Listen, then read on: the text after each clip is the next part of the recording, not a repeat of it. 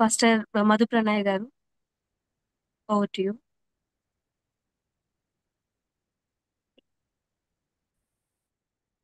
దేవుని పరిశుద్ధ నామానికి మహిమ కలుగుగాక. ఈ యొక్క సమయంలో కాన్కరర్స్ యొక్క కార్యక్రమంలోకి చేరి వచ్చిన ప్రతి ఒక్కరికి ప్రత్యేకమైన వందనాలని శుభాలని నేను తెలియజేస్తున్నాను.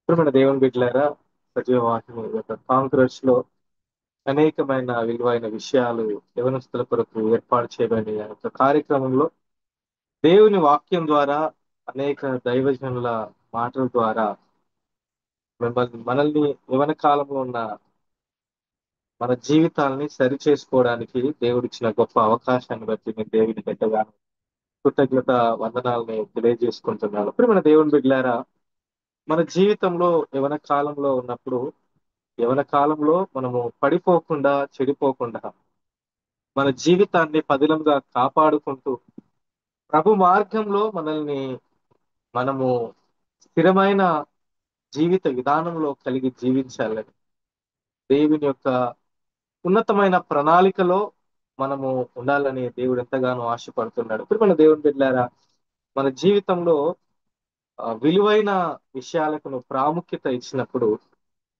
నీ జీవితము ఫలభరితంగా మారుతుంది.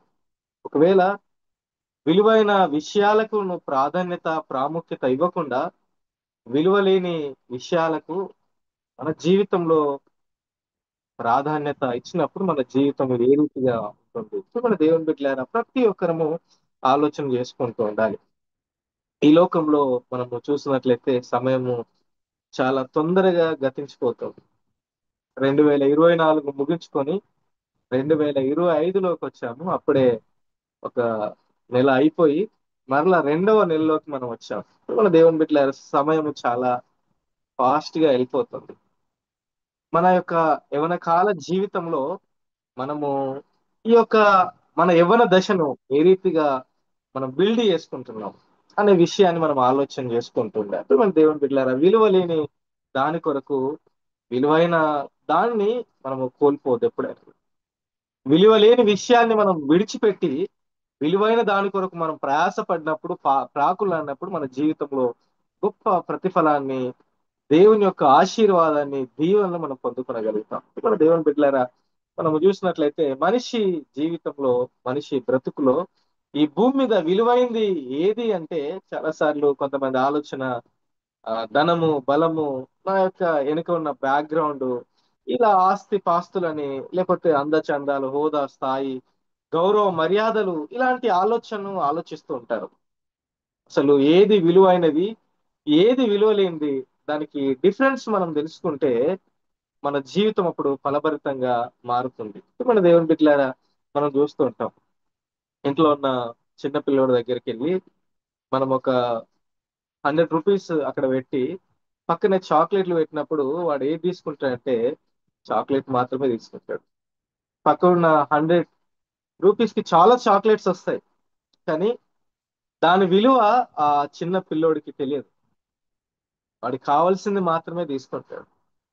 మన దేవుని బిడ్డలారా, మన జీవితంలో మనము అప్పటి ఆనందం కొరకే చూస్తున్నాము, కానీ మన జీవితంలో ఏది విలువైంది, ఏది విలువలేంది మనం గ్రహించినప్పుడు మన జీవితము ఆశీర్వాదకరంగా, మేలుకరంగా మారుతుందని దేవుని యొక్క వాక్యము సెలవిస్తుంది. ఇప్పుడు మన దేవుని బిడ్డలారా, మన జీవితంలో, మన ఈ యొక్క ఆధ్యాత్మిక జీవితంలో విలువైన వాటి కొరకు మనము ప్రయాస పడుతున్నామా? ఇప్పుడు మన దేవుని బిడ్డలారా, దేవుని కొరకు భక్తి జీవితము, ఆత్మీయ జీవితం కొరకు, దేవుని యొక్క పరిచర్య కొరకు మనము దేన్నైతే అలాంటి వాటిని ఇష్టపడినప్పుడు మన జీవితంలో ఈ లోకంలో దానికి మించింది ఏమి లేదు.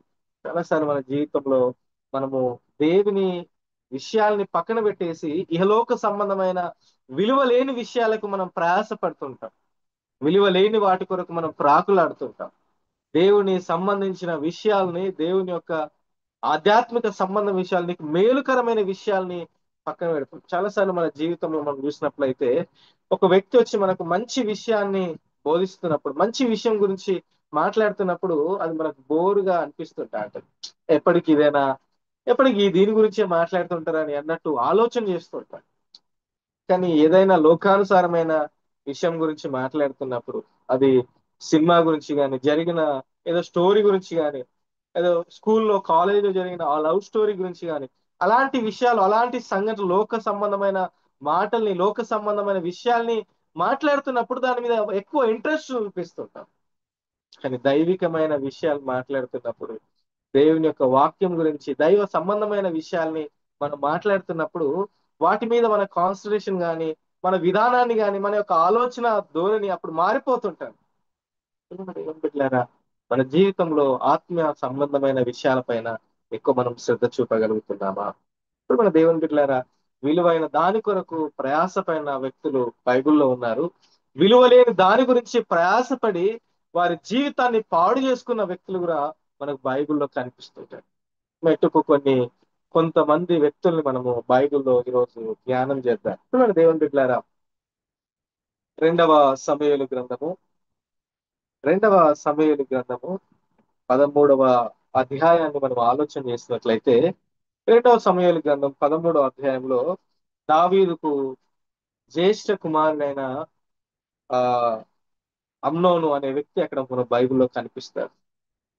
ఈ అమ్నోను ఎలాంటి విధానం వ్యక్తి అంటే, దావీదు తరువాత తన యొక్క రాజు దావీదు తరువాత తన యొక్క తండ్రి స్థానంను, దావీదు తరువాత నెక్స్ట్ కింగ్ ఎవరంటే, నెక్స్ట్ రాజు ఎవరంటే ఈ అమ్నోనే. అంతటి అవకాశము, అంతటి ధన్యత, యోగ్యత వచ్చింది. దావీదు తన జీవితంలో ఎన్నో శ్రమల గుండా, ఎన్నో అవమానాల గుండా, ఎన్నో కష్టాల గుండా, అరణ్య మార్గం గుండా తన ప్రాణాన్ని కాపాడుకోవడానికి ఎన్నో ప్రయత్నాలు చేశాడు. దావీదు తన జీవితంలో ఎవరకాల జీవితాన్ని, బాల్య దినాల్ని జ్ఞాపకం చేస్తే, తండ్రి చేతనే దావీదు ఒక విధానంలో ద్వేషించబడి, దూషించబడిన విధానం మనకు కనిపిస్తుంది.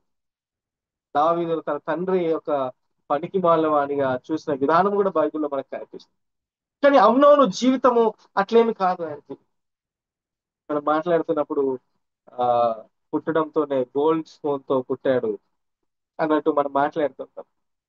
ఇప్పుడు మన దేవుని బిడ్డలారా, అలాంటి జీవితం అమ్నోను యొక్క జీవిత విధానం ఎట్లాంటిదంటే, తన జీవితంలో తను రాజ కుటుంబంలో, అంతఃపురంలో జన్మించిన వ్యక్తి ఆ వ్యక్తి.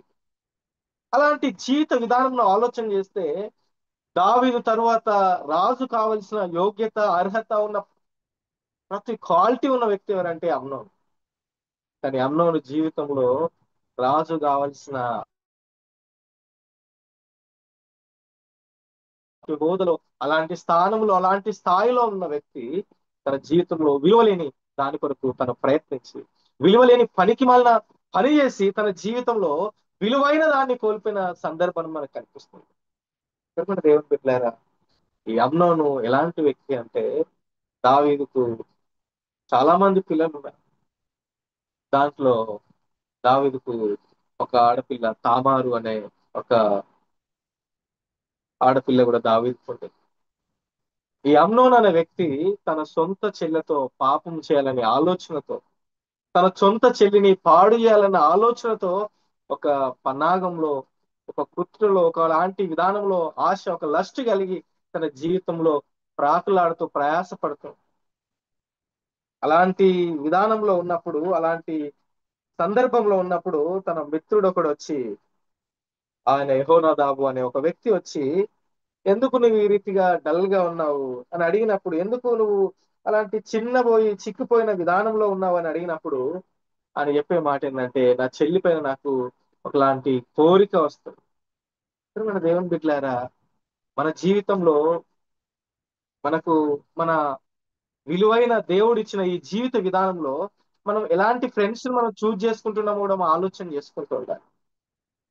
మన చుట్టూ ఉండే మన ఫ్రెండ్స్, మన గైడెన్స్ ఇచ్చే వాళ్ళు ఎలాంటి విధానంలో ఉన్నారో కూడా మనము దైవిక సంబంధమైన ఆలోచనతో, దైవ సంబంధమైన నేత్రాలతో మనం చూడగలుగుతుండాలి. చాలాసార్లు మన మీద జెల్సీ ఉన్న ఫ్రెండ్స్ మన మీద అసూయతో, ద్వేషంతో, కోపంతో, రాంగ్ విధానంలో మనల్ని గైడెన్స్ చేయడానికి ప్రయత్నం చేస్తారు. లేనిపోని మాటల గుండా, లేనిపోని మార్గాల గుండా మనం నడిపించడానికి ఎంతో ప్రయత్నం చేస్తూ ఉంటారు. మన దేవుని బిడ్డలారా, ఒక రాజ హోదాలో ఉన్న అతనికి ఉన్న ఫ్రెండ్ తన ఆలోచన తన సొంత చెల్లిని పాడు చేయాలనే ఆలోచనతో ఒక ప్లాన్ చెప్తున్నాడు, ఒక ప్రణాళికను మాట్లాడుతున్నాడు. మన దేవుని బిడ్డలారా, ఈ అమ్నోన్ అనే వాడికి కూడా కనీస ఇంకిత జ్ఞానము, బుద్ధి విధానం లేకుండా అయిపోయింది. తన జీవితంలో రాజ హోదా, నెక్స్ట్ నా తండ్రి తర్వాత, దావీదు తర్వాత నేనే రాజుగా ఉండవలసిన వ్యక్తినని కనీస ఆలోచన లేకుండా తను తామారును పాడు చేసి, తనతో పాపం చేసి ఆ అర్హతను యోగ్యతను కోల్పోయాడు. మన దేవుని బిడ్డలారా, చివరికి తను భయంకరమైన చావును చావాల్సి వచ్చింది. విలువైన దాన్ని విడిచిపెట్టి విలువలేని దాని కొరకు తను ప్రయాస పడినప్పుడు తను పొందుకోవలసిన ఆ సింహాసనాన్ని పొందుకోకుండానే యవ్వన కాలంలోనే తన ప్రాణాన్ని పోగొట్టుకోవాల్సిన దుస్థితి, దుర్మార్గమైన పరిస్థితి అమ్నోనుకు ఏర్పడింది. ఈ రోజు దేవుని యొక్క వాక్యం వెళ్తున్న మన జీవితంలో మనము తీసుకునే తొందరపాటు నిర్ణయాలు, మన దేవుని బిడ్డలారా, మన నిర్ణయాలు బహు జాగ్రత్తగా ఉండాలి. తొందరపాటు నిర్ణయాలు తీసుకొని మన జీవితానికి అవి పాడు చేసే విధంగా, మన జీవితాన్ని ఆగమాగంలో, హడావిడిలో పడవేసే, అంధకారంలో పడవేసే ఆ విధానంలో మనం ఎప్పుడు మన ఆలోచనలు తీసుకోవద్దు. మన నిర్ణయాలు అలాంటి నిర్ణయాల గుండా మనం వెళ్ళొద్దు. అమ్నోను జీవితంలో మనం ఆలోచన చేస్తే గొప్ప స్థాయిలో ఉండాల్సిన వ్యక్తి. అమ్నోను జీవితంలో దావీదు తరువాత నెక్స్ట్ రాజు కావాల్సిన వ్యక్తి. చెప్పండి దేవుని బిడ్డలారా, సొలొమోను రాజు అయ్యాడు ఎందుకయ్యాడంటే అమ్నోను తన యొక్క బాధ్యతను విస్మరించినట్టు. అమ్నోను తన యొక్క విలువైన దాని కొరకు ప్రయాస పడకుండా విలువ లేని పనికి మాలిన ఆలోచనలో పాపం చేయడానికి తను పరిత్రపించినప్పుడు తన సింహాసనాన్ని కోల్పోవడమే కాకుండా తన ప్రాణాన్ని కూడా కోల్పోయాల్సిన దుస్థితి ఏర్పడింది. దేవుని బిడ్డలారా, ఆ యొక్క వంశావళిలో దావీదు తరువాత వంశావళిలో పేరు అమ్నోను పేరు ఉండాలి, కానీ సొలొమోను పేరు వచ్చింది. దేవుని బిడ్డలారా, తన ఆర్డర్ ను మిస్ చేసుకున్న, తన యొక్క బాధ్యతను విస్మరించిన జీవిత విధానంలో మనకు కనిపిస్తుంది.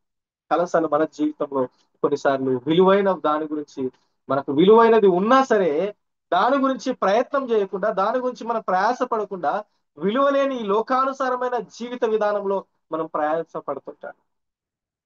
చాలాసార్లు దేవుడు మనకు విలువైన వాటిని తీసుకొచ్చి మన ముందు పెడుతున్నప్పుడు వాటిని మన కాళ్ళ తన్నుకొని విలువలేని దాని గురించి మనం ప్రయాస పడుతుంటాం. విలువలేని దాని గురించి మనం ఆలోచన చేస్తుంటాం, ఆశపడుతుంటాం. దేవుడు మనకు అవసరమైన వాటిని తీసుకొచ్చి పెట్టినప్పుడు మన జీవితంలో మనకు లేని వాటి కొరకు మనం తాపత్రయపడతాం. ప్రియమైన దేవుని బిడ్డలారా, ఈ రోజు మన జీవితంలో అలాంటి ప్రయత్నం ఏమైనా మనం చేస్తున్నాం? ఒకసారి మనల్ని మనం పరిశీలన చేసుకోవాలి. ఎలాంటి జీవిత విధానంలో, బుద్ధిహీనమైన జీవిత విధానంలో అమ్నోను ప్రయత్నించినట్టు మనం చూడగలిగాం. తన జీవితంలో ఏది సంపాదించుకోవాలో దాన్ని సంపాదించుకోకుండా తన జీవితంలో నష్టాన్ని చేకూర్చుకున్న విధానాన్ని మనము ఆ యొక్క విధానంలో మనం చూడగలుగుతాం. ఏమంటే దేవుని బిడ్డలారా, తన జీవితంలో జ్ఞానాన్ని విస్మరించి, బుద్ధిని విస్మరించిన జీవిత విధానాన్ని మనము చూడగలుగుతాం. సామెతల గ్రంథంలో ఒక వాక్యం మనకు కనబడుతుంది. సామెతల గ్రంథము 4వ అధ్యాయం, సామెతల గ్రంథము 4వ అధ్యాయము 7, 8 వచనాన్ని మనం చదువుకుందాం. సామెతల గ్రంథము 4వ అధ్యాయము 7, 8 వచనాలను మనం చదువుకుందాం. జ్ఞానము సంపాదించుటే జ్ఞానముకు ముఖ్యాంశము,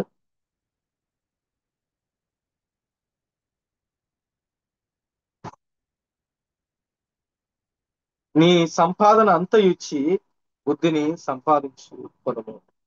దాన్ని గొప్ప చేసిన ఎడల అది నిన్ను హెచ్చించును, దాన్ని కౌగిలించిన ఎడల అది నీకు ఘనతనిచ్చను. ప్రియమైన దేవుని బిడ్డలారా, బైబిల్లో దేవుని యొక్క వాక్యం సెలవిచ్చిన విషయం ఏంటంటే జ్ఞానమును విడవక ఉండేలా అది నేను కాపాడునని దేవుని యొక్క వాక్యం సెలవిస్తుంది. ప్రియమైన దేవుని బిడ్డలారా, ఈ జ్ఞానము ఎక్కడి నుంచి వస్తుందంటే దేవుని యొద్ద నుంచి వస్తుంది. దేవునితో మనం సహవాసం చేసినప్పుడు, దేవునితో మనం ఆ కనెక్షన్ లో ఉన్నప్పుడు యెహోవా యందు భయభక్తులు కలిగి ఉంటా, జ్ఞానమునకు తెలివికి మూలం అంట. ప్రియమైన దేవుని బిడ్డలారా, తన జీవితంలో, అమ్నోని జీవితంలో జ్ఞానం లేకపోయింది. జ్ఞానము లేని అజ్ఞానమైన విధానంలో తను వెళ్ళవలసి వచ్చింది. దేవునితో సహవాసం లేకుండా అమ్నోను బతికినప్పుడు విలువ లేని దాని గురించి తను చనిపోవాల్సిన జీవిత విధానంలో ఉన్నాడు.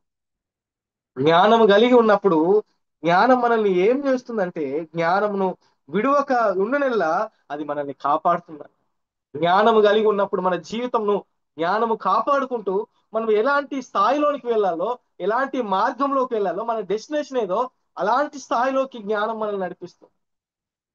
ఈరోజు మనం జ్ఞానాన్ని కలిగి జీవించగలుగుతున్నామా? జ్ఞానం ఎక్కడి నుంచి వస్తుందంటే దేవుని యందు భయభక్తులు కలిగి ఉన్నప్పుడు దేవుడు మనకు జ్ఞానాన్ని ఇస్తాడు. కూడా దేవుని బిడ్డారా, చాలా మందికి ఈ విధానము తెలియదు. తెలివి జ్ఞానం, తెలివి జ్ఞానము. ఏంటి తెలివి జ్ఞానము రెండు ఒకటే కదా, దానికి డిఫరెన్స్ ఏమున్నదని కొన్నిసార్లు ఆలోచన చేస్తుంటాడు. ఇప్పుడు మన దేవుని బిడ్డారా, ఇహలోక సంబంధమైన విధానంలో తెలివి జ్ఞానానికి మీకు ఒక ఉదాహరణ చెప్తాను. తెలివి అంటే నిప్పు కాలుతుందని మనకు తెలుసు, అది తెలివి. నిప్పు ముట్టుకుంటే కాలుతుంది అని తెలుసు, అది అది మనకు తెలివి. ముట్టుకోకుండా ఉండడమే జ్ఞానం. మన దేవుని బిడ్డలారా, మన జీవితంలో పాపము, అది పాపం అని మనకు తెలుసు. కానీ పాప మార్గంలో ఉండకుండా నీతిగా, యథార్థంగా, పవిత్రంగా ఉండడమే జ్ఞానం. మన దేవుని బిడ్డలారా, మనకు తెలియడం గొప్ప విషయం కాదు, కానీ ఆ పాపంలో పడిపోకుండా, పాపాన్ని చేయకుండా మనల్ని మనం పరిశుద్ధపరచుకోవడమే జ్ఞానంకు చూసాం. జ్ఞానము కలిగి నడుచుకున్నప్పుడు మన జీవితం ఆశీర్వాదకరంగా, ఫలభరితంగా ఉంటుంది. ఈరోజు మన జీవితంలో జ్ఞానము కలిగి ఉండగలుగుతున్నాం. దాన్ని ప్రేమించిన అది మనల్ని రక్షిస్తుంది. అంటే జ్ఞానాన్ని మనం ప్రేమించినప్పుడు జ్ఞానం మనల్ని రక్షిస్తుంది. మన దేవుని బిడ్డలారా, జ్ఞానము మన జీవితంలో దాన్ని కౌగిలించుకున్న అది మనకు ఘనతనిచ్చిన, మన జీవితంలో గొప్ప మార్గాన్ని ఇస్తుంది. సొలొమోను జీవితంలో మనకు అదే కనిపిస్తుంది. ఆయన సింహాసనం ఎక్కిన తర్వాత ఆ విలువైన సింహాసనం వైపు ఆయన చూడి, విలువైన దాని వైపు, ఆ గొప్ప ఉన్నతమైన ఆ సింహాసనము తన జీవితంలో విలువగా చూడలేదు. ఏం చేసిందంటే సొలొమోను వచ్చి దేవుడి దగ్గర ప్రార్థన చేస్తే, దేవా, నాకు యోగ్యత లేదు, నాకు ఈ యోగ్యతను ఇచ్చావు. చిన్న వయసులో ఈ యొక్క రాజ్యాన్ని పరిపాలించే గొప్ప ధన్యత నాకు ఇచ్చావు. ఇప్పుడు నేను ఏం చేయాలి ప్రభు అని దేవుని యొక్క విలువైన దాన్ని దేవుని యొక్క అడుగుతున్నా. దేవుని సన్నిధానంలో, ప్రభా, నాకు ఈ రాజ్యాన్ని పరిపాలించే జ్ఞానం దయచే ప్రభు అని దేవుని సన్నిధానంలో ఆ విలువైన విషయం గురించి, జ్ఞానం గురించి సొలొమోను అడుగుతున్నాను. ప్రియమైన దేవుని బిడ్డలారా, సొలొమోను జీవితం మనం ఆలోచన చేస్తే ఆస్తులు, ఐశ్వర్యాలు, నాకు అది ప్రభా, ఇది ప్రభా, నాకు బిల్డింగ్ నీ ప్రభా, బంగ్లాలు నీ ప్రభా, నాకు రాజ్యం నీ ప్రభా, గొప్ప సిరి సంపదలు, ఐశ్వర్యాలు నాకు ఇవి ప్రభా అని దాని గురించి సొలొమోను అడగలేదు. దేవుని యొక్క విలువలేని ఇహలోక సంబంధమైన ఆశలు, ఆలోచనలు అడగలేదు, కానీ జ్ఞానం అడుగుతుంది. ఈరోజు డబ్బు ఉండొచ్చు, ఆ డబ్బు రేపు అది మనం లాస్ కావచ్చు, పోగొట్టుకోవచ్చు. ఈరోజు అన్నం ఉండొచ్చు, ఈ కాలం గడుస్తున్న కొద్దీ అన్నం పోవచ్చు. ఈరోజు ఐశ్వర్యము, సిరి సంపదలు, రాజ్యం, ఘనత, మెప్పులు ఉండొచ్చు. ఒకరోజు ఒకవేళ పరాయి దేశపు రాజు నా మీదకి వచ్చినప్పుడు ఇవన్నీ వెళ్ళిపోతాయి. కానీ జ్ఞానాన్ని ఎవడు దొంగలించదు. ఇప్పుడు మన దేవుని బిడ్డలారా, జ్ఞానమును ఎవడు దొంగలించడు. మన జీవితంలో మనకు, మన జీవితంలో ఈ ఒంటి నిండా మూర్ఖత్వం ఉండి, ఒంటి నిండా బుద్ధిహీనత ఉండి, ఇంటి నిండా బంగారం ఉంటే మనకి ఏం ప్రయోజనం ఉండదు. మన జీవితంలో, మన జీవితంలో అలాంటి విధానంలో ఉంటే ఏం మనకు అక్కర్లేదు. మన జీవితంలో మనకు జ్ఞానం ఉన్నప్పుడు మనం ఆశీర్వాదకరంగా, దీవెనకరంగా మారుతామని దేవుని యొక్క వాక్యం సెలవుస్తుంది. మన దేవుని బిడ్డలారా, దాని గురించి మనం ప్రయత్నం చేస్తున్నాం, దాని గురించి మనం ప్రయాస పడుతున్నాం, ఆలోచన చేయాలి.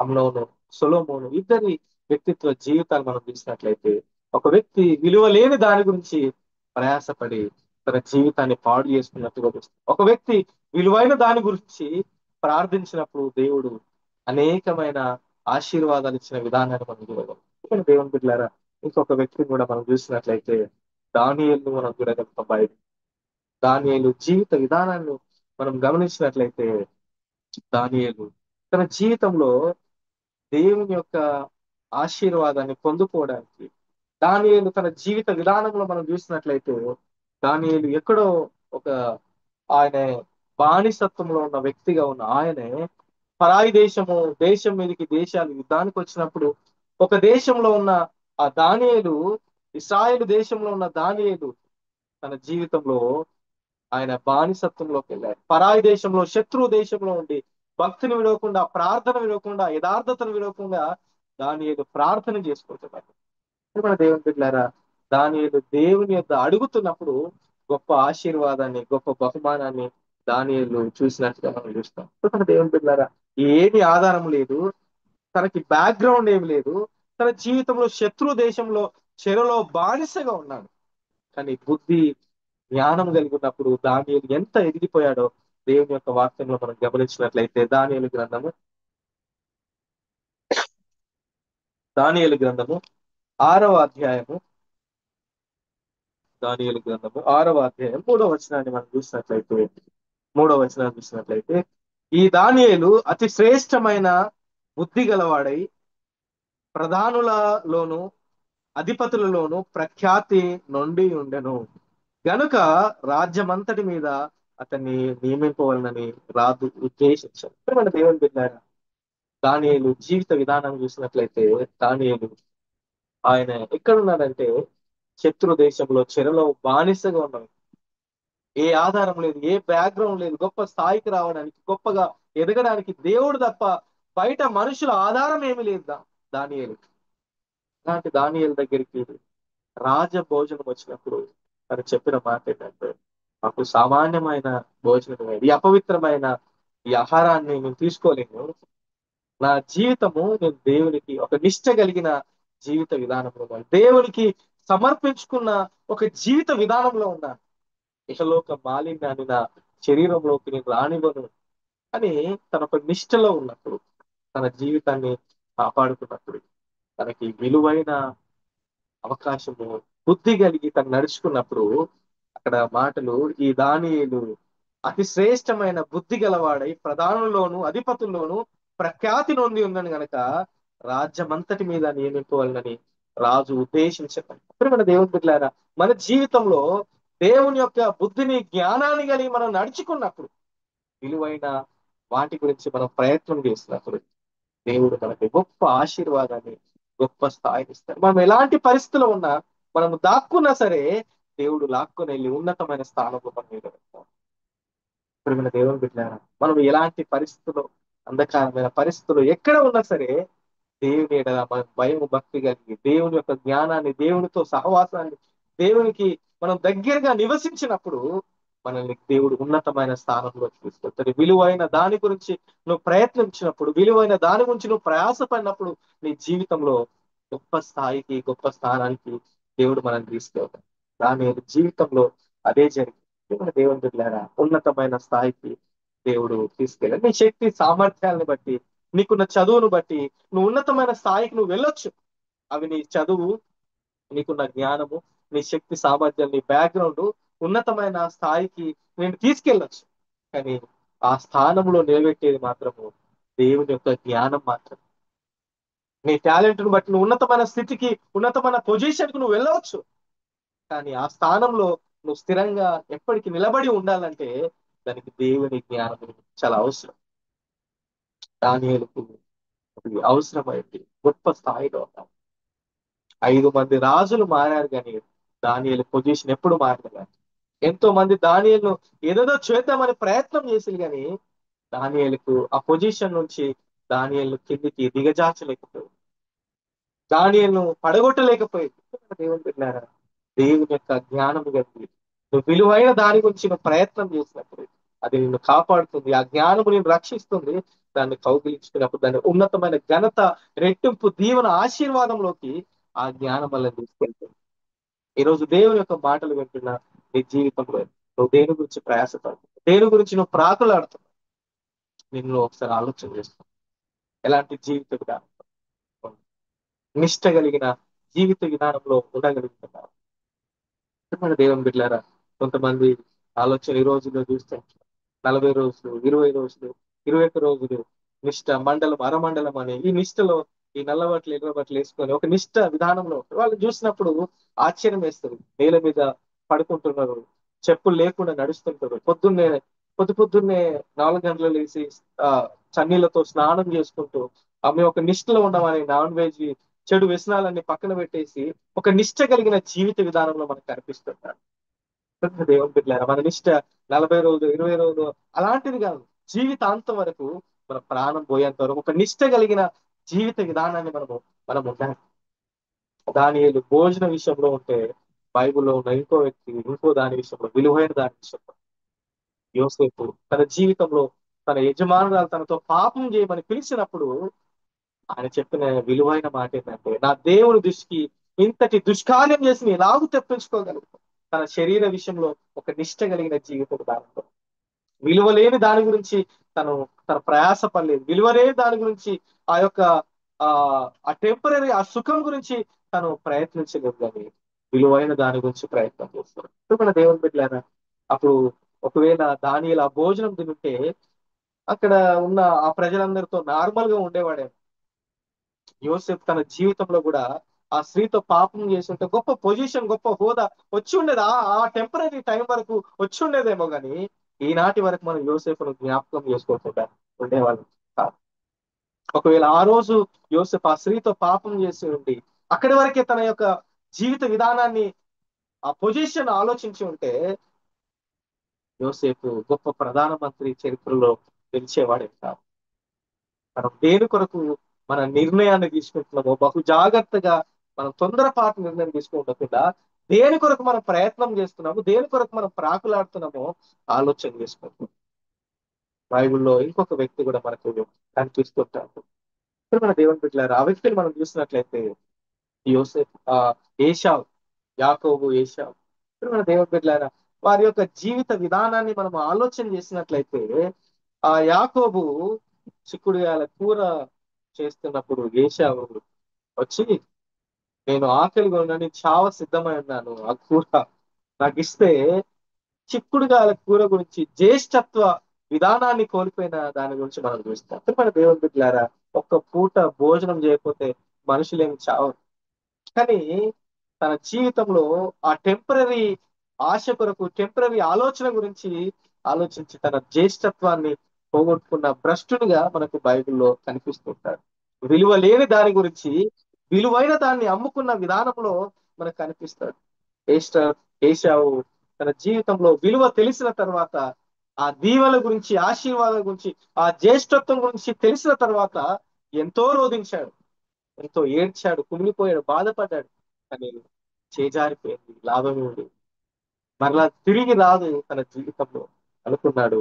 తన ఇంకా జీవితము పాడైపోయిన జీవితంలో సమయము చేజారిపోయిందని, కోల్పోయాడని ఏశావు తన భ్రష్టత్వ జీవితానికి అప్పగించిన విధానాన్ని చూస్తున్నప్పుడు దేవుడు, ఏశావు ఎందుకు భ్రష్ట్ అయ్యాడు, యాకోబు ఎందుకు భాగ్యవంతుడయ్యాడంటే, ఏశావు ఎప్పుడు ఇహలోక సంబంధమైన విధానంలోనే తిరుగుతుంటారు, ఎప్పుడు అరణ్య మార్గంలో గుండా వెళ్ళి ఆ అరణ్యంలోనే ఉంటుంటారు. కానీ యాకోబు మాత్రం గుడారాన్ని అంటి పెట్టుకొని గుడారంలో ఉంటారు. మన దేవుని బిడ్డారు, గుడారము ఆత్మీయ జీవిత, ఆత్మీయ సాదృశ్యంలో మనం చూసినట్లయితే దేవునితో ఆ కనెక్షన్, దేవునితో ఆ ఎఫెక్షన్, దేవుని యొక్క మార్గంలో, దేవునితో సన్నిధానంలో ఉండడానికి, దేవునితో ఆ యొక్క సన్నిధిలో, దేవునితో సహవాసంలో ఉండడానికి సాదృశ్యంగా మనకు కనిపిస్తుంది. మన దేవుని బిడ్డారా, దేవునితో తన హృదయాన్ని తను గడిపాడు గనక యాకోబు ఆశీర్వదించబడ్డాడు. ఏశావు తన జీవితాన్ని, సమయాన్ని వృధా చేశాడు గనక, ఇహలోక స్నేహం వైపు, ఇహలోక జీవితం వైపు తను ప్రయత్నం చేశాడు గనక తను ఆ స్థాయిలో ఉండలేకపోయాడు. ఈరోజు ఈ వాక్యం వస్తుందా ప్రేమైన దేవుని బిడ్డలారా, మనం అనుకోవచ్చు, ఏశావు టైం కదా, అప్పుడు ఏశావు స్థానంలో నేనుంటే ఖచ్చితంగా నేను విలువైన దాని గురించి ప్రయత్నం చేసేదాన్ని. మనం చూసినట్లయితే మన పక్కన మొబైల్ పెట్టుకొని పక్కనే బైబిల్ ఉంటే దేనికి మనం ఇంపార్టెన్స్ ఇస్తాం, దేనితో ఎక్కువ సమయాన్ని గడుపుతాం. ఏషియా వల్లే లోక సంబంధమైన ఆ ఫోన్లు, ఆ రీల్స్ చూస్తూ, లోక సంబంధమైన ఆ విధానాన్ని చూస్తూ, లోక సంబంధమైన ఆ దాంతోనే మన సమయాన్ని వృధా చేసుకుంటున్నామా, దేవుని జ్ఞానం సంపాదించుకోవడానికి, దేవుని ఆత్మ సంబంధమైన మాటల్ని మనం చదవడానికి, దేవుని యొక్క వాక్యాన్ని మన జీవితంలో నింపుకోవడానికి మనం ప్రయత్నం చేస్తున్నాం. ఆలోచన చేసుకోవాలి. విలువైన దాని గురించి నీ సమయాన్ని ఇస్తున్నావా, విలువలేని దాని గురించి నీ సమయాన్ని నువ్వు వృధా చేసుకుంటున్నావా, దేనికి నీ ఇంపార్టెన్స్ దేనికి ఇస్తున్నావో ఇక్కడే మనకు అర్థమవుతుంది. ఇప్పుడు మన దేవుని బిడ్డలారా, డబ్బు కంటే విలువైంది జ్ఞానం. మన జీవితంలో బుద్ధిహీనత హృదయం నిండా ఉండి కోట్ల కొలది రూపాయలు ఇంట్లో మూలుగుతుంటే మనకి ఏం ప్రయోజనం? ఒంటి నిండా బుద్ధిహీనత ఉండి, ఒంటి నిండా బంగారం ఉండి, మనకు టాలెంట్లు ఉండి, మనకు గొప్ప గొప్ప ఉండి వాటిని మనల్ని గొప్ప స్థాయిలోకి తీసుకురాయి. దేవుని యొక్క జ్ఞానము, దేవునితో సహవాసం చేసి, దేవుని సన్నిధానంలో మనం కన్నీటి ప్రార్థన చేసినప్పుడు, దేవుని వాక్యాన్ని దినదినం అనుదినం మనం చదువుతున్నప్పుడు, యవన జీవితంలో మనం ఏ స్థాయిలోనికి, ఏ స్థానంలోకి మనం రావాలో చూసాం కదా. దానిలో అతి శ్రేష్టమైన జ్ఞానం కలిగి ఉన్నప్పుడు రాజు అనుకున్నాడంట గొప్ప స్థాయిలో వచ్చాడు. దానియేలు అనుకోని నన్ను ఆ స్థాయిలో తీసుకెళ్ళి పెట్టండి అని దానియేలు ఏం రిక్వెస్ట్ చేసుకొని బ్రతిమలాడుకోను, రాజే అనుకున్నాడంట దానియేలును అధిపతుల్లో అక్కడున్న ప్రధానుల కంటే గొప్ప రాజ్యం అంతటి మీద గొప్ప స్థాయిలో ఉంచాలి.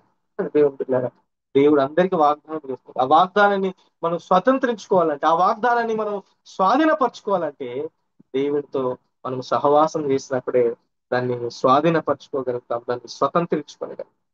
ఇహలోక మాలిన్యాన్ని, ఇహలోక అపవిత్రతను, మన టైమును తినే ప్రతి దాన్ని పక్కన పెట్టేసి, మన టైంను ఏదైతే మంచి మార్గంలో నడిపిస్తుందో దాని వైపు మనం పరిగెత్తినప్పుడు మన డెస్టినేషన్ ని ఖచ్చితంగా మనం చేరుకోగలుగుతాం. అప్పుడు మన దేవుని బిడ్డలారా, ఈరోజు నువ్వు దేని గురించి నీ సమయాన్ని వ్యర్థపరచుకుంటున్నావు, దేని గురించి నీ జీవితాన్ని పాడు చేసుకుంటున్నావు, నేను ఒకసారి పరిశీలన చేసుకోవాలి. ఒక యవనస్తుని గురించి ఒక చిన్న సాక్ష్యం చెప్పి నేను వాక్య భాగాన్ని ముగిస్తాను. ఇప్పుడు మన దేవుని బిడ్డలారా, రోజు మంచి ఆ ఇంజనీరింగ్ చదువుతున్న ఒక యవనస్తుని దగ్గరికి సువార్త ప్రకటిస్తూ కొంతమంది వచ్చి బైబిల్ ఇచ్చారంట. ఆ బైబిల్ను తీసుకున్న ఆ యవనస్తుడు ఎలాంటి వ్యక్తి అంటే, ఆయన సిక్కు మతమును చాలా నిష్ఠగా పాటిస్తున్న ఒక వ్యక్తి. ఆ బైబిల్ను చూసిన వెంటనే తన యొక్క సిక్కు మతంలో ఉన్న ఆ సాంప్రదాయాలు, సిక్కు మతంలో ఉన్న ఆ సూత్రాలు, మత సంబంధమైన విషయాలు, తనకు ఆ స్పిరిచువల్ ఆ రూల్స్ అవన్నీ జ్ఞాపకం వచ్చేసి, తన ట్రెడిషన్ అంతా జ్ఞాపకం వచ్చి వెంటనే కోపం వచ్చేసిందంట. నాకు ఉన్నాయి కదా ఇవన్నీ, ఇవి తెచ్చిచ్చావేందని కోపంతో ఆ ఇచ్చిన వారి ముందే ఆ బైబిల్లో ఉన్న ఆ పేపర్స్ అన్ని చింపేసి వాళ్ళ ముందు పడేసి, అట్ట పైన కవర్ బాగుంటే ఆ కవర్ తీసుకెళ్లి తన బుక్స్ ఉన్న ఆ సెల్ఫ్ లో పెట్టుకున్నాడు. ఒక రోజు బుక్స్ అన్ని తీస్తున్నప్పుడు ఆ అట్ట కనిపించింది. ఆ అట్టను ఆ కవర్ ని, బైబిల్ మీద ఉన్న కవర్ ని తీసి చూసినప్పుడు పరిశుద్ధ గ్రంథము దాని మీద ఉందంట. అప్పుడు తను ఆలోచన చేసిందంటే, నేను ఎన్ని నా బుక్స్ చదువుతున్నాను, ఇన్ని మత గ్రంథాలు మా యొక్క మతంలో నేను చూస్తున్నాను, నా చదువులో కూడా చూస్తున్నాను, ఎక్కడ దీనికి పరిశుద్ధ గ్రంథం అని ఏ బుక్ కు కనిపించలేదు, ఈ బుక్ పరిశుద్ధ గ్రంథం అని కనిపించింది. వెంటనే అది చదవాలన్న ఆశ, తృష్ణ తనలోకి వచ్చింది. తను ఎక్కడో బైబిల్ కొనుక్కొచ్చుకొని చదవడం ప్రారంభించాడు. చదువుతున్న 4వ దినమునే తన జీవితంలో యేసు ప్రభును గొప్పగా తెలుసుకున్నట్ట. యేసు ప్రభు యొక్క విధానాన్ని తెలుసుకొని రక్షణ, మార్పు, మారు మనసు, బాప్తిసం తీసుకుంటాడు. ఆయన అప్పటికి విదేశాల్లో ఉండి భారతదేశానికి తిరిగి వచ్చినాడు. తిరిగి వచ్చినప్పుడు తన జీవితంలో తన వేషధారణ అంతా మారిపోయింది. తను చేతిలో బైబిల్ పట్టుకొని వచ్చినప్పుడు, తన ఇంటి దగ్గరికి వచ్చినప్పుడు అక్కడ తల్లిదండ్రులు, తన భార్య, తోబుట్టులు అందరూ ఆ ఆ వ్యక్తిని చూసిందంట. ఆ వ్యక్తి ఎవరంటే భక్త సింగ్. భక్త సింగ్ గారిని ఈ యొక్క విధానంలో వారు చూసినప్పుడు వారు అన్నారంట, విదేశీ మతం యొక్క విధానాన్ని నువ్వు అవలంబిస్తున్నావు, విదేశీ మతం గురించి నీ యొక్క మత సాంప్రదాయాలను అమ్ముకున్నావు, ఆ డబ్బుల గురించి, ఆ డాలర్స్ గురించి నీ యొక్క మతాన్ని, సాంప్రదాయాల్ని, మా విలువలను అంతా అమ్మేశారు. దయచేసి ఆ బైబిల్ని, ఆ దేవుణ్ణి పక్కన పెట్టేసి వస్తేనే నువ్వు ఇంట్లోకి రా అని చెప్పారు. అప్పుడు ఆయనకి చెప్పిందంట, నీకు మేము సంపాదించిన ఆస్తి పాస్తులు మేమందరం నీకు కావాలి అంటే ఆ బైబిల్ పడేసి, ఆ మతాన్ని వదిలిపెట్టేసి వచ్చేసి అని చెప్తారు. ఇప్పుడు మన దేవుని పెట్టినారా. అప్పుడు భక్త సింగ్ గారు చెప్తున్నట్ట, ఈ ఆస్తులు, ఐశ్వర్యాలు, సిరి సంపదలు మీరు అన్ని నాకు కావాలి, కానీ ఈ బైబిల్ ఉన్న దేవుడు చాలా విలువైన వాడు. ఈ విలువైన దాని గురించి నేను విలువ లేని వాటిని విడిచిపెట్టడానికైనా సిద్ధంగా ఉన్నాను. అంటే మేమందరము నీకు విలువ లేని వాళ్ళము, ఈ ఆస్తులు, ఐశ్వర్యాలు అన్ని విలువలేని ఆ బైబిల్ దేవుడే నీకు విలువైన వాడా, అయితే వెళ్ళు అని చెప్పారు. మన దేవుని బిడ్డలారా, భక్త సింగ్ తన భార్యని, తన యొక్క తల్లిదండ్రుని అన్నిటిని విలువ అయిన దేవుని గురించి విడిచిపెట్టు. మన దేవుని బిడ్డలారా, తల్లిదండ్రులు ఏం విలువ లేని వారు కాదు, కానీ తన జీవితంలో దేవునికి ఇచ్చిన ఇంపార్టెన్స్, దేవుడు తన జీవితాన్ని మార్చిన విధానంలో ఆస్తులు, ఐశ్వర్యాలు నీకు చిల్లి గవ్వ కూడా మీకు ఇవ్వంటే నాకు ఆస్తులు ఐశ్వర్యాలు ఏమీ వద్దు, విలువైన దాని గురించి, ఇహలోక సంబంధమైన విలువలేని నాకు వద్దని వాటన్నిటిని పక్కన పెట్టేసి బైబుల్ చేత పట్టుకొని బయటకు వచ్చాడు. ఇప్పుడు మన దేవుని బిడ్డలారా, ఆ రోజు తన జీవితంలో వాళ్ళు అనుకున్నారంట, చిల్లి గవ్వ లేకుండా బయటకు వెళ్తున్నాడు, ఇలా ఎలా బ్రతుకుతాడో మీరు చూద్దాం. ఆ తర్వాత ఆయన అనేక సంఘాల్ని కట్టి అనేకులకు సువార్తను చెప్పి, ఇప్పుడు మన దేవుని బిడ్డలారా, అప్పుడు ఆయన తన జీవితంలో ఆస్తి పాస్తులు ఏం చూడలేదు, కానీ అనేక కొత్త ఆత్మల్ని సంపాదించే ఆకాశ నక్షత్రం వలె తను ఎదిగాడు. ఈరోజు విలువైన వాటి గురించి, విలువైన వాటిని కొరకు విలువలేని వాటిని పోగొట్టుకోవడానికి ఆయన ఇష్టపడ్డాడు. తన జీవితంలో దేవుని కొరకు, భక్తి జీవితం కొరకు, ఆత్మీయ జీవితం కొరకు తను విలువలేని వాటిని దేన్నైనా కోల్పోవడానికి ఇష్టపడ్డాడు. కాబట్టి గొప్ప స్థాయిలో, స్థానంలో ఈరోజు ఆయన గురించి మనం మాట్లాడుతున్నాం. తన యవ్వన కాలంలో తీసుకున్న డెసిషన్ లో తను గొప్ప సంఘాన్ని నిర్మించగలిగాడు. అనేక ఆత్మీయ ప్రభు కొరకు సంపాదించే జీవిత విధానంలో గొప్ప స్థితిలోకి రాగలిగాడు. ఈ రోజు దేవుడు ఒక వాక్యం వచ్చిన మన జీవితంలో విలువలేని వాటి కొరకు ఒక ప్రయత్నం చేస్తున్నాం. విలువైన వాటి కొరకు నువ్వు ప్రయత్నిస్తున్నావా? నీ సమయం, నీ డబ్బు, నీ ఫ్రెండ్స్, నీ విధానము దేని కొరకు నువ్వు పెడుతున్నావు? ఒకసారి మనల్ని మనం పరిశీలించుకొని ఆయన వలె విలువైన వాటి కొరకు మనము ఆకాశ నక్షత్రం వలె విలువైన వాటిని సంపాదించే దాని కొరకు మనం ప్రయత్నించినప్పుడు ప్రభు మనం దీవించి ఆశీర్వదించి గొప్ప స్థాయిలో కలిగిస్తూ ప్రతి కృప పరిశుద్ధాత్మ దేవుడు అందరికి కలుగజేయను గాక. ప్రార్థన చేసుకున్నాం, కలుపుకున్నట్లయితే ప్రార్థన చేసుకున్నాం. మమ్మల్ని మిక్కిలిగా ప్రేమిస్తున్న మా ప్రియ పరలోక తండ్రి, మీ పరిశుద్ధమైన పాదానికి వందనాలు, స్తోత్రాలు, కృతజ్ఞతాస్తులు చెల్లిస్తున్నాం ప్రభు. దేవా, ఈ యొక్క సాయంత్రకాల సమయంలో ఈ కాంగ్రెస్ లో దేవా అనేక మంది మా సహోదరుల గురించి మేము ప్రార్థిస్తున్నాం నాయన. దేవా, విలువ లేని వాటి గురించి అనేకులు ప్రయత్నిస్తూ ఇహలోక సంబంధమైన ఆలోచనలు, ఆశలు చిక్కుకొని పోయినారు. మీ వద్దకు రాలేకపోతున్న అనేక మంది యవనస్తులు ఉన్నారు నాయన. దేవా, మా దేశంలో, మా రాష్ట్రంలో, మా ప్రాంతంలో, ప్రపంచంలో ఎంతో మంది ఉన్నారు. దేవా, వారందరినీ ప్రభు మీరు జ్ఞాపకం చూసుకుంటారు. దేవా, చెడు వ్యసనాలకి అలవాటు పడిపోయి డ్రగ్స్ కానీ ప్రభా, హత్యలు, ఆత్మహత్యలు, ప్రభా, అత్యాచారాలు అనేకం చేస్తున్న యవన కాలంలో పాపంలో మగ్గిపోతున్న వారు, చెడిపోతూ పడిపోతున్న వారు నాయన. తమ ప్రాణాన్ని తీసుకుంటున్న వారు, విశేస్తున్న వారు అనేకులు ఉన్నారు నాయన.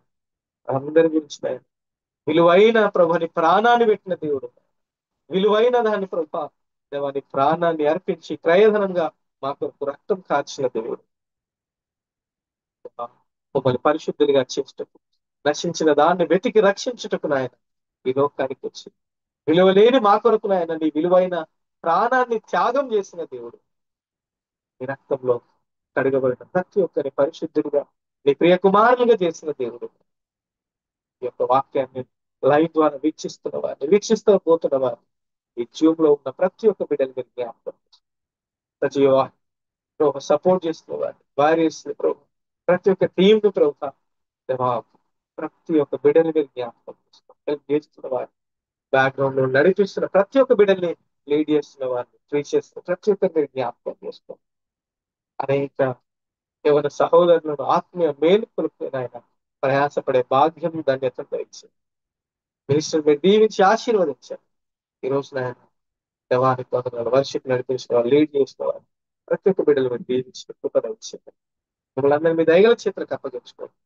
ఏసయ్య, ఈ దినం నాయన మీ పాత్రగా నన్ను వాడుకున్నందుకు స్తోత్రం చేయవచ్చు. దీవెనకరంగా, ఆశీర్వాదకరంగా మా మాటల్ని మార్చిన కృపని ఇవ్వండి. నీకే మహిమ ఘనత ప్రభావాలు చెల్లించుకోండి. ఏసయ్య పేరిట అడిగి ప్రార్థన చేస్తున్నాం మా తండ్రి, ఆమేన్.